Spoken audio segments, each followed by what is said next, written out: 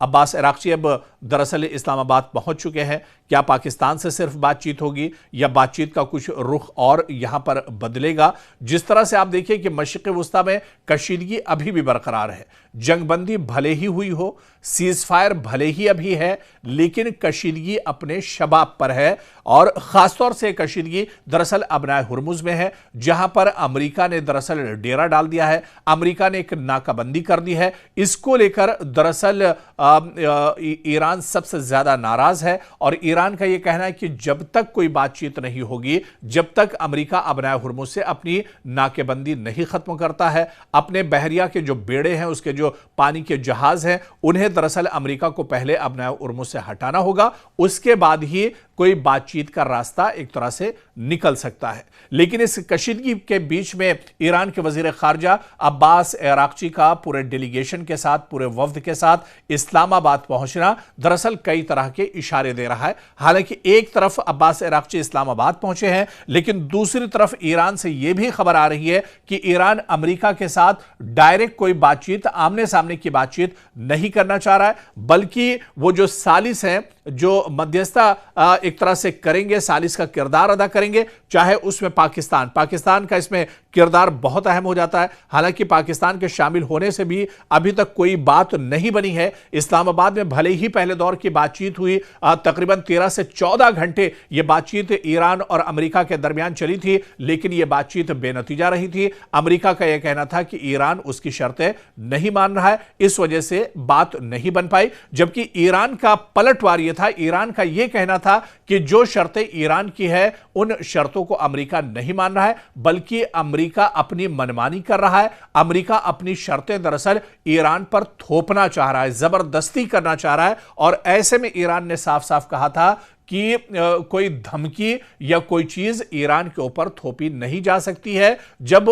पूरे अमन के साथ और पूरे एक मकसद के साथ एक तरह से पूरे कॉन्फिडेंस में आने के बाद अमेरिका अगर बातचीत करेगा, तभी यह बातचीत आगे बढ़ सकती है।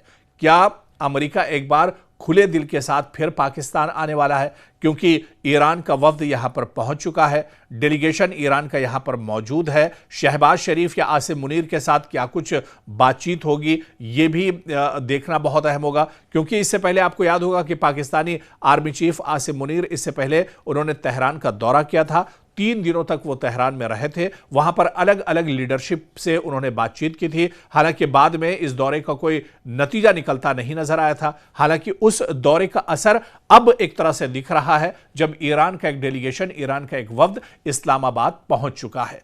क्या इस्लामाबाद में एक बार फिर से बातचीत शुरू होगी? क्या बातचीत का जो मरहला है वो आगे एक तरह से बढ़ेगा, जो सिलसिला है वो एक तरह से आगे बढ़ेगा? ये देखना बहुत अहम होगा, क्योंकि ईरान ने जिस तरह से इस दौरे से पहले ही ऐलान किया था कि अमेरिका के साथ कोई डायरेक्ट उसकी बातचीत नहीं होगी, तो इस पर अब एक तरह से सवाल उठ रहे हैं। अब यह देखना बहुत अहम होगा कि जब अमेरिका का वफ्द भी, जो खबरें इस वक्त निकलकर सामने आ रही हैं कि अमेरिका का एक वफ्द भी दरअसल इस्लामाबाद पहुंचने वाला है, और जब अमेरिका का वफ्द भी पाकिस्तान में होगा, इस्लामाबाद में होगा, दूसरी तरफ ईरान का वफ्द पहले से इस्लामाबाद में मौजूद है, तो ऐसे में क्या एक दूसरे का आमना सामना होगा? क्या अमेरिका और ईरान फिर से एक तरह से टेबल पर बैठेंगे? क्योंकि अभी तक अमेरिका की तरफ से भी इस तरह का कोई बयान निकलकर सामने नहीं आया है कि अमेरिकी वफ्द ईरान के साथ दूसरे दौर की बातचीत करेगा। क्योंकि जिस वक्त अमेरिका के सदर डोनाल्ड ट्रंप ने यह ऐलान किया था कि जंगबंदी में तौसी की जा रही है,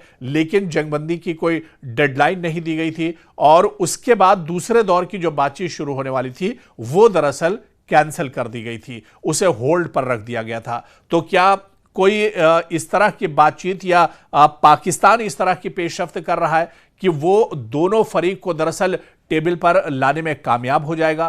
क्या अमेरिका और ईरान एक बार फिर पाकिस्तान के सालसी में इस्लामाबाद में बातचीत शुरू करेंगे?